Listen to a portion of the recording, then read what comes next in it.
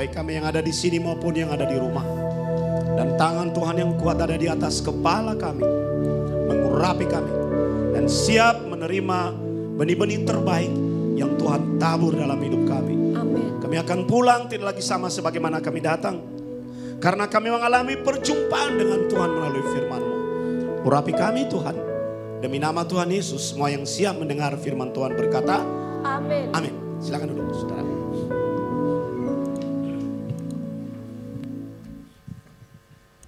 Shalom saudara. Hari ini Abuna akan berbagi hal mengenai iman. Katakan bersama-sama dengan Abuna, iman. Dan semua orang percaya itu perlu memiliki iman yang kuat di dalam dirinya. Kenapa? Karena dunia sudah semakin membuat kita bisa tergoncang. Dan kalau kita tidak siap dan tidak memiliki iman yang kuat dan kokoh, maka apa yang terjadi? Kita akan kehilangan kualitas dan kapasitas kepercayaan kita kepada Tuhan. Nah, hari ini kita akan belajar di bagian yang pertama, kapan sih kita disebut beriman? Bagaimana cara kita menghadapi dunia yang semakin membuat kita jauh dari Tuhan itu? Ada beberapa hal yang harus kita lakukan sebagai orang percaya. Yang pertama, mari kita buka di dalam Ibrani pasal 11 ayat yang ke-6. Buka Alkitab saudara, dalam Ibrani pasal 11 ayat yang ke-6. Ini akan menjadi semacam perlengkapan bagi kita.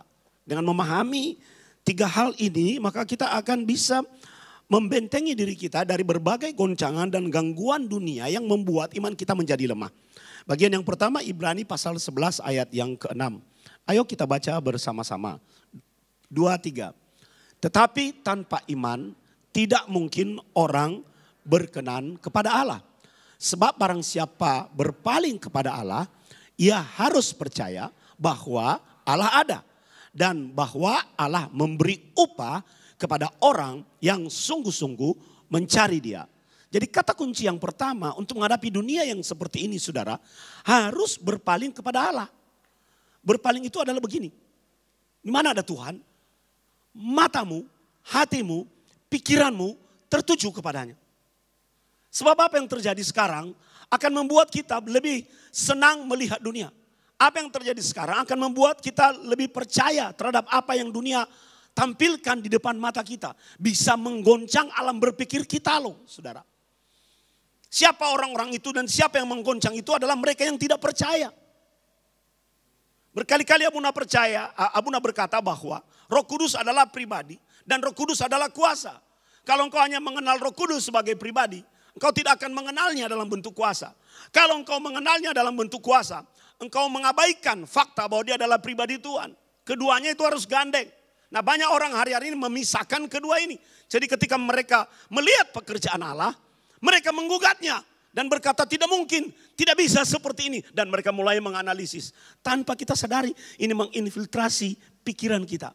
Oh iya ya, logis juga ya. Oh iya benar juga ya. Itulah sebabnya saudara, saat-saat ini, di hari-hari terakhir, kita harus justru lebih melihat Tuhan dalam segala hal. Bahkan terhadap hal-hal yang Anda tidak mengerti. Terhadap hal-hal yang mungkin meragukan Anda, kita harus berani mengambil keputusan. Tidak, dalam hal ini aku harus percaya kepada Tuhan. Amin, saudara. Dunia akan menggoncang kita.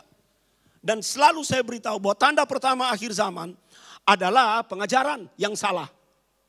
Pembelokan di dalam kebenaran firman Tuhan. Orang mulai menganalisis. Orang mulai berkata ini mungkin, tidak mungkin. Orang mulai melihat firman Tuhan dalam kacamata yang logis. Nah kalau kita tidak kuat-kuat. Kalau kita tidak berpaling kepada Allah untuk semua hal yang menggempur kita di kiri, kanan, depan, belakang. Kita berada di zaman digital saudara. Di mana informasi tidak bisa kita kontrol. Menggempur kita seperti arus yang terus datang. Hubunganmu dengan Tuhan akan menjadi lemah. Dan Anda bergerak menjauh dari Tuhan. Dan kita semua tahu orang yang bergerak menjauh dari Tuhan. Seperti yang terjadi dari kitab Kejadian. Dari awal kitab ini ditulis. Mereka menjauh dari Tuhan menuju timur. Kemana? Ke tempat berhala. Ke tempat pola pikir. Ke tempat rasionalitas. Ke tempat filsafat. Itu identifikasi dengan timur itu saudara. Bergerak menuju timur.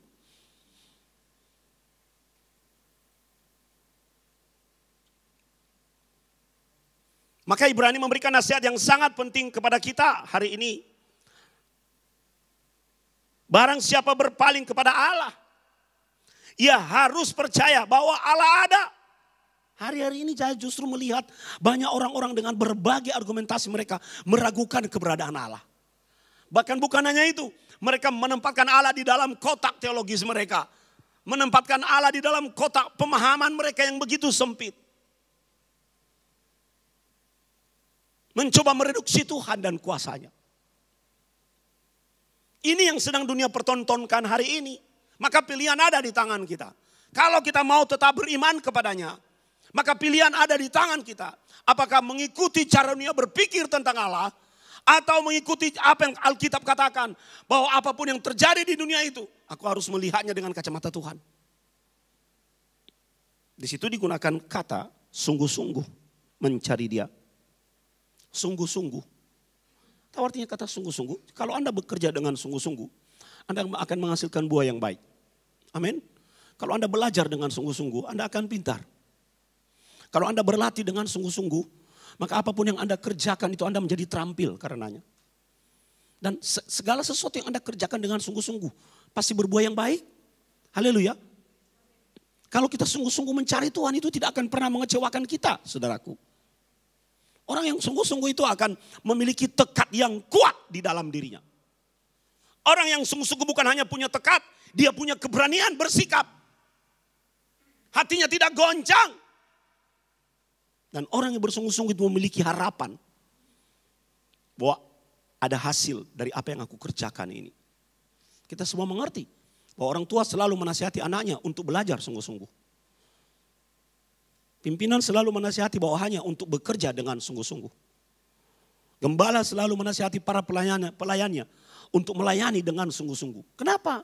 Karena kita semua tahu ada satu konsep yang bahkan Alkitab jelaskan kepada kita. Ada upah dari kesungguhan. Apa upah dari kesungguhan itu? Kalau kita sungguh-sungguh mencari Tuhan. Sebab barang siapa berpaling kepada Allah, ia harus percaya bahwa Allah ada. Dan bahwa Allah memberi upah kepada orang yang sungguh-sungguh mencari Dia. Kata lain dari upah itu benefit. Tapi Anda mencari Tuhan bukan karena mendapatkan upah. Itu adalah hal bonus. Semacam reward yang Anda berikan. Fokus kita mencari Tuhan. Maka kalau kita sungguh-sungguh mencari Dia, kita akan melihat. Kalau kita mencari Tuhan, maka Dia akan mendekat kepada kita loh saudara. Dan Dia akan bekerja dengan cara-cara yang tidak pernah kita duga. Dia akan bekerja dengan cara-cara yang tidak pernah bisa kita pahami. Dia bekerja dengan yang selalu Abuna katakan, menghadirkan incredible blessing. Kalau Anda dan kalau kita sudah tidak sungguh-sungguh dalam segala hal yang kita lakukan di dunia, percayalah untuk yang di dunia saja kita gagal, apalagi untuk Tuhan yang tidak kelihatan. Maka kesungguhan mencari Tuhan itu akan mendatangkan upah bagi setiap orang yang percaya kepada Tuhan. Firman Tuhan berkata, carilah dahulu kerajaan Allah dan kebenarannya. Carilah dahulu, utamakan itu.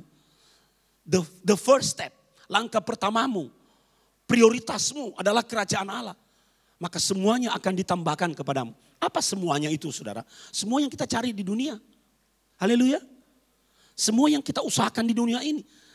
Kita sebenarnya tidak perlu mencari apa yang hanya ditambahkan oleh Tuhan. Kenapa? Karena kita tahu bahwa Tuhan memiliki segala sesuatu. Oleh sebab itu nanti menjelang kedatangan Tuhan yang kedua hanya ada dua golongan saudara. Anda kambing atau Anda domba, hanya itu. Nggak ada yang lain.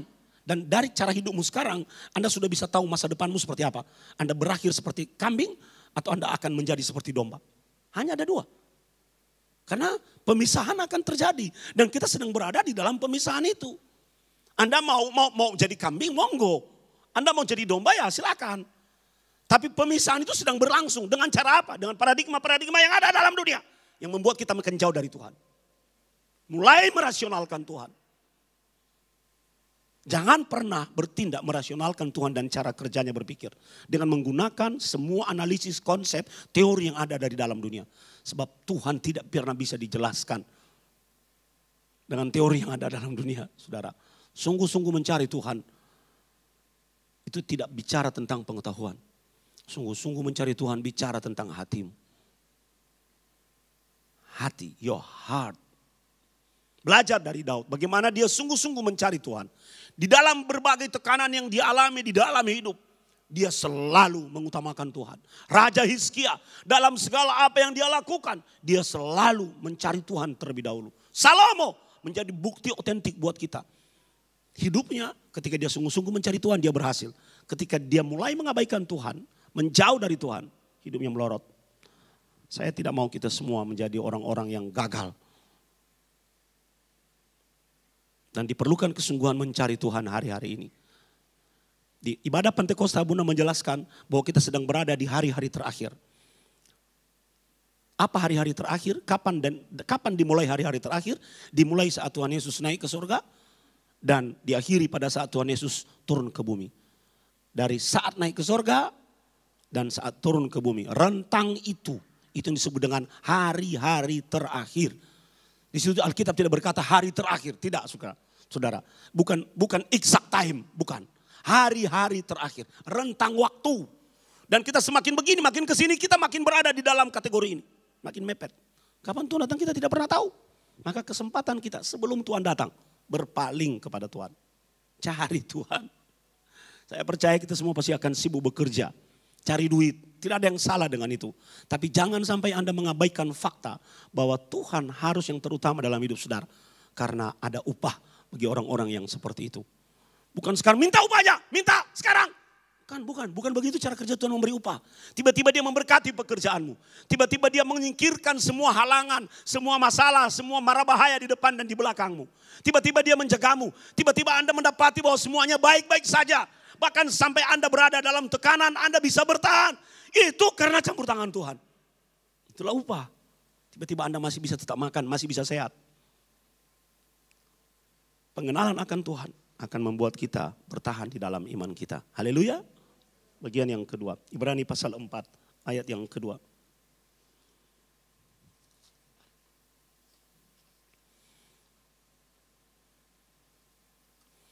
Karena kepada kita diberikan juga kabar kesukaan sama seperti kepada mereka. Tetapi firman pemberitaan itu tidak berguna bagi mereka. Ini yang Abuna katakan tadi saudara. Karena tidak bertumbuh bersama-sama oleh iman dengan mereka yang mendengarnya. Saya percaya bahwa ketika firman Tuhan diberitakan, kita semua mendengar firman Tuhan itu. Kita semua mendengar benih firman Tuhan dan melihat firman Tuhan sebagai semua benih yang sama. Tapi coba lihat peringatan di dalam kitab Ibrani ini. Benih yang sama diberikan. Seperti anak itu ya. Kau tahu ada pepatah itu ya, saya lupa ya. Tapi anak itu satu rahim. Hasilnya beda-beda. Anak 7, nasibnya 7 beda-beda. Betul ya? Satu rahim. Nah bayangkan seperti itu. Kita semua menerima firman Tuhan yang sama. Persoalan kita yang membuat iman kita lemah.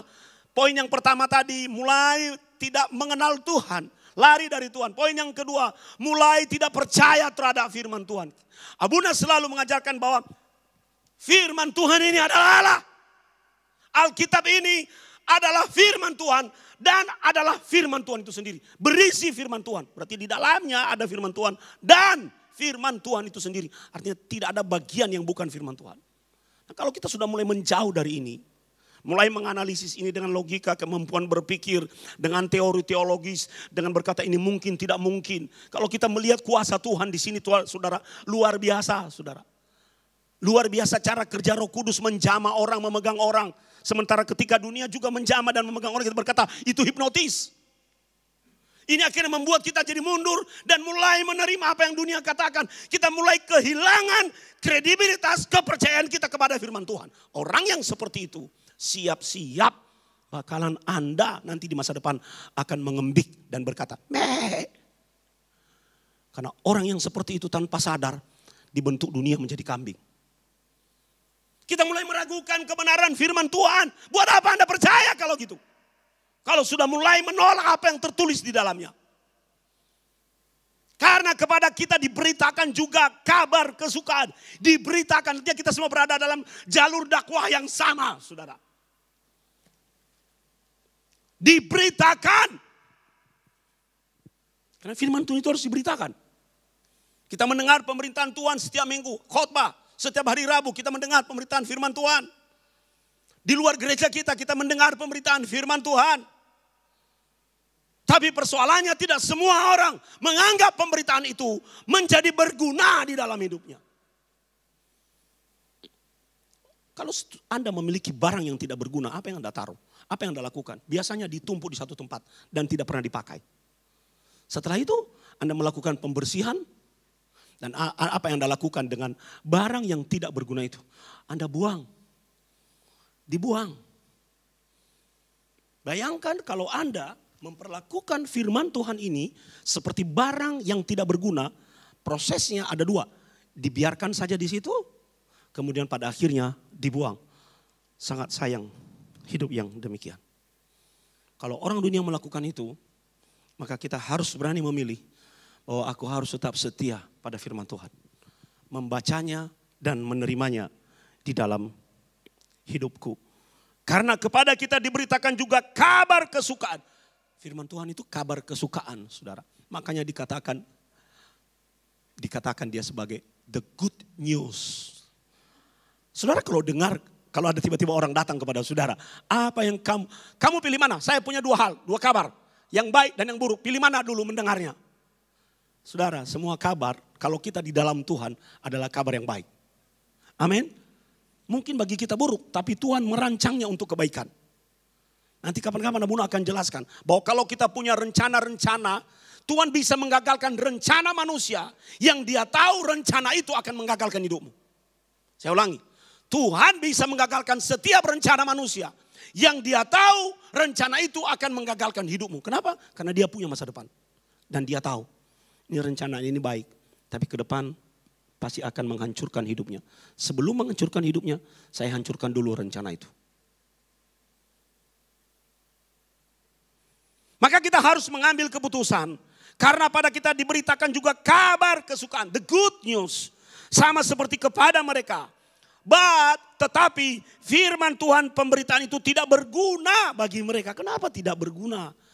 Karena mereka tidak percaya. Ini yang akhirnya membuat iman menjadi lemah. Tidak percaya. Hal yang kedua, mengapa tidak berguna? Ya, karena mereka tidak bergaul dengan firman itu. Sekarang kalau Anda membeli peralatan obeng itu di depannya itu sudah ditanam sebuah magnet. Tujuannya apa? Ketika Anda menjangkau tempat yang kecil, jauh, tidak bisa dipegang tangan, obeng itu bisa masuk ke sebuah lubang, dia bautnya bisa nempel di ujung obengnya. Tapi itu bukan magnet sebenarnya. Diberi sifat magnet, diinduksi. Orang yang bergaul dengan firman. Lihat Mazmur pasal 1 ayat 1.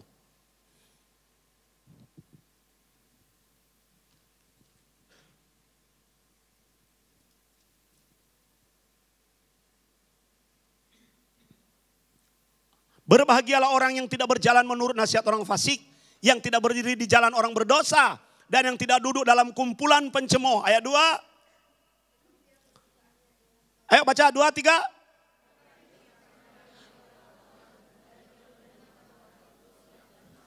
Ya, yang kesukaannya ialah Taurat Tuhan. Yang kesukaannya, Anda punya makanan-makanan favorit toh, Bapak Ibu? Habis ini pasti makan ke tempat makanan pilihan saudara toh. Karena Anda suka. Mengapa kita jadikan makan itu makanan favorit? Karena kita suka terhadap makanan itu. Dan kita berulang untuk mendatangi makanan itu. Kita berulang untuk memakannya. Saya agak kurang berhikmat beberapa waktu yang lalu. 1 minggu yang lalu kan kita perjamuan kudus. Kita doa kepenuhan Roh Kudus toh. Di hari ketiga, keempat, kelima itu suara saya sudah habis. Kenapa saudara? Saya itu paling senang duku. Paling senang. Dan selalu saya jaga. Suara saya kalau udah doa Roh Kudus itu, kepenuhan itu saya jaga. Tapi paling senang. Bukan berarti yang memberikan kepada saya menggoda saya, tidak. Sayanya yang tidak bijak saudara. Malam-malam saya sikat. Besok pagi saya sikat. Sorenya suara hilang. Udah gitu suara hilang, setelah pelayanan besoknya masih ada sisa, saya sikat. Suka toh? Anda tahu arti kata suka? Walaupun Anda tahu resiko yang Anda dapat, Anda tetap nekat melakukannya. Kalau untuk hal duku kita bisa seperti itu. Mari kita lakukan secara radikal untuk firman Tuhan. Haleluya. Haleluya.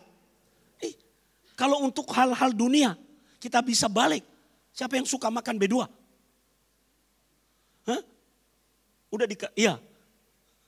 Hari ini suka. Oke, besok bisa pingin lagi, nyari lagi. Suka soalnya. Ini passion kita itu saudara. Hatimu itu menyertai apa yang Anda sukai. Makanya hati-hati kalau anak gadis suka pada cowok. Atau cowok suka pada anak gadis. Hatimu menyertai apa yang Anda sukai. Dan kalau hati sudah dikontrol, otak gak jalan.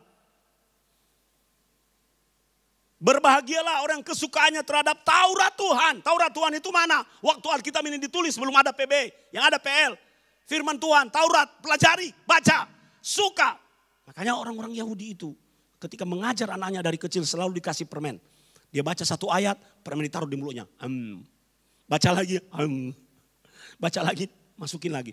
Supaya dilatih otaknya bahwa firman Tuhan itu manis bagi mulutnya. Sehingga dia akan selalu mencari. Apa yang kita sukai akan selalu kita cari. Haleluya. Apa yang akan kita sukai? Kalau firman Tuhan kita sukai, maka kita akan mencarinya. Setiap orang yang di hari-hari terakhir ini melekat kepada firman Tuhan, dia akan memiliki iman yang kuat dan iman yang kokoh. Pasal 4 ayat 2 Ibrani. Karena kepada kita diberitakan juga kabar kesukaan. Sama seperti kepada mereka. Tetapi firman pemerintahan itu tidak berguna bagi mereka. Karena tidak bertumbuh bersama-sama oleh iman dengan mereka yang mendengarnya. Saudara, firman Tuhan akan membuat imanmu makin tumbuh. Mengapa seorang anak diberikan ASI begitu dia brojol lahir, saudara? Supaya dia bisa kuat. Itu makanan, asupan buat dia. Jangan berikan makanan instan dulu. Jangan berikan susu formula dulu, ASI. Karena anak itu akan memiliki daya tahan tubuh yang kuat. Itu adalah makanan alami. Dan saya mau beritahu kepada kita semua, makanan alami orang Kristen adalah the word of God. Firman Tuhan. Bukan berarti nanti setelah ini Anda cari ASI di mana-mana, saudara. ASImu adalah firman Tuhan. Haleluya. Apa yang Anda sukai selalu Anda cari. Karena tubuhmu secara alamiah akan membutuhkannya. Dan kebutuhan itu akan menggerakkan kehidupanmu. Kita semua tahu itu. Bahwa hidup digerakkan oleh kebutuhan. Kalau kebutuhanmu adalah Tuhan, maka Anda akan mencari Tuhan. Dan saat Anda mendengar firman Tuhan, firman itu asupan bagi iman kita. Iman kita jadi kuat. Mengapa kita menjadi lemah? Mengapa kita jadi goncang? Karena kita lebih banyak membaca surat kabar. Kita lebih banyak membaca media sosial dan sebagainya. Itu boleh.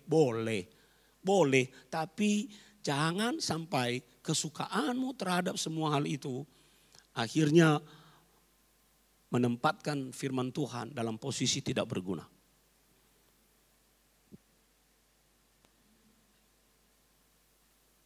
Boleh baca medsos? Boleh. Surat kabar? Boleh, saya baca medsos. Saya baca surat kabar, saya abuna langganan. Tapi mulailah hidupmu dengan firman Tuhan. Itu akan membuat imanmu kuat. Membaca surat kabar tidak akan membuat imanmu kuat. Maaf mengatakan ini. Membaca media sosial, apalagi di era post-truth. Era post-truth itu artinya sekarang tidak ada kebenaran tunggal. Nggak ada kebenaran tunggal. Orang bisa memproduksi kebenaran. Dan Anda percaya sesuatu yang semu. Firman Tuhan bukan semu. Itu ya dan amin. Dan memiliki dampak terhadap kekekalan. Akan ketahuan, saudara. Ketahuan. Di hari-hari terakhir, Tuhan sedang melakukan penyaringan. Bagian yang pertama, pengenalan akan Tuhan akan membuat imanmu kokoh. Bagian yang kedua, ketika engkau menerima firman Tuhan, membutuhkan firman Tuhan, menganggapnya sebagai sesuatu yang berguna dalam hidupmu, imanmu akan kuat, saudara. Ayo kita galakkan diri kita, paksa diri kita. Baca kitab suci seperti lagu sekolah minggu. Doa tiap hari. Bangun pagi baca kitab suci. Malam sebelum tidur baca kitab suci. Karena setelah itu Anda akan membaca surat kabar. Anda akan membaca media sosial. Perlengkapi dirimu dengan pengetahuan Alkitab itu. supaya imanmu menjadi kuat menghadapi hari-hari yang makin jahat. Hari-hari makin jahat. Bagian yang ketiga, apa yang membuat iman kita terpelihara? Yakobus pasal 2 ayat 14.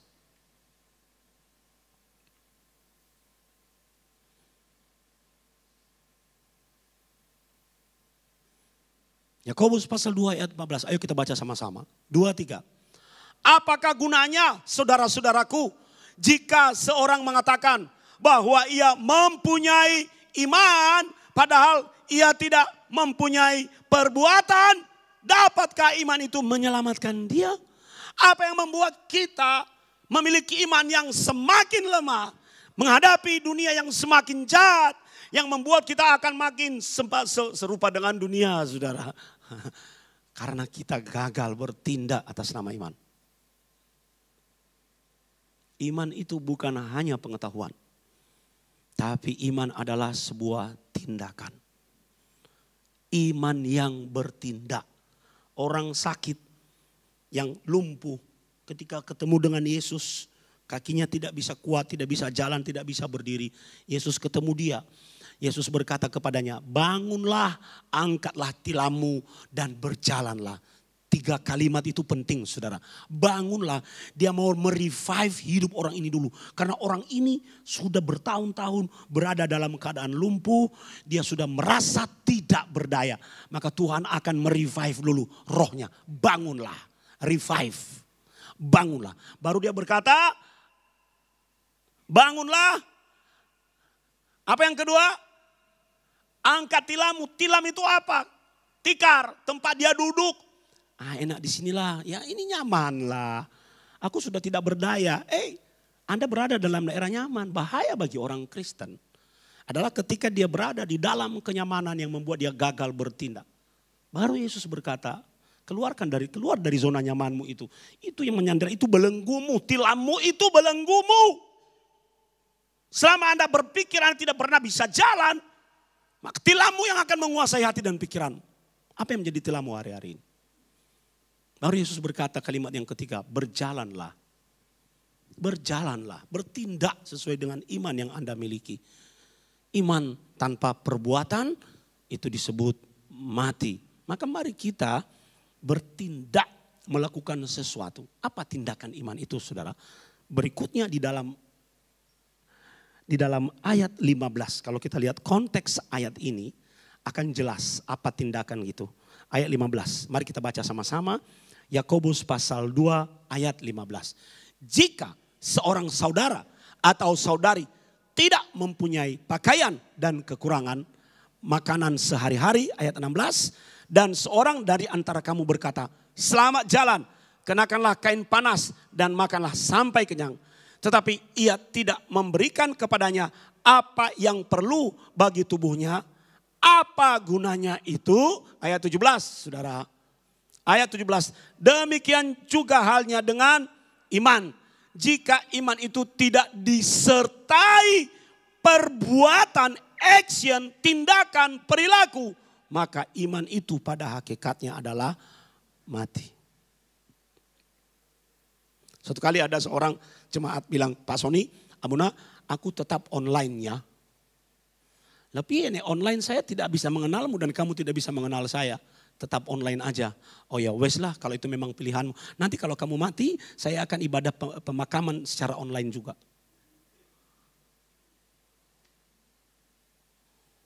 Ya?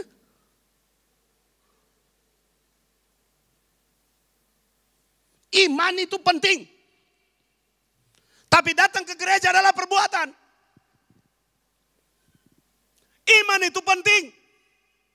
Tapi berdoa membaca Alkitab adalah perbuatan. Iman itu penting. Menolong orang lain adalah perbuatan. Iman itu penting. Bertindak sesuai pengetahuan firman adalah perbuatan. Makanya iman dan perbuatan itu gandeng. Hari ini saudara, mari ambil komitmen menghadapi dunia yang semakin jahat. Mari kita tetap, pemain musik maju ke depan, berpaling kepada Tuhan. Amin. Dunia mengajak kita untuk meninggalkan Tuhan. Oh enggak, sorry itu kamu ya. Kalau aku tetap kepada Tuhan, maaf, mohon maaf. Dalam hal ini nggak ada toleransi, nggak ada pengertian sebab sorga adalah pilihan. Yang kedua, senang baca novel, senang baca yang lain, surat kabar silakan, boleh. Tapi aku lebih senang baca firman. Aku mau itu memandu hidupku. Aku boleh baca yang lain, tapi yang terutama yang melekat dalam hidupku, aku mau mengenal firman Tuhan. Percaya terhadap setiap janji. Mungkin apa yang dijanjikan dan dikatakan firman Tuhan itu tidak masuk akal. Yang namanya mujizat itu mana masuk akal toh saudara? Lalu ketika Roh Kudus mulai bekerja, karena orang yang tidak percaya Roh Kudus mulai menganalisa. Oh ini tidak benar, ini tidak sesuai Alkitab. Kita hari-hari banyak dikotakkan oleh pengetahuan teologis kita. Kita lupa membaca Alkitab, bergaul dengannya dan melihat Roh Kudus sebagai kuasa. Kasihan orang-orang yang seperti itu. Dia hanya mau mendengar firman seperti apa yang dia percaya. Dan yang ketiga, ayo kita memiliki iman yang bertindak. Haleluya. Ya, menjadi ini yang disebut sebagai bukan hanya pendengar pemberitaan, bukan hanya pendengar dakwah, tapi pelaku firman. Mari kita bangkit berdiri. Kasih-Mu tinggi, lebih tinggi dari langit.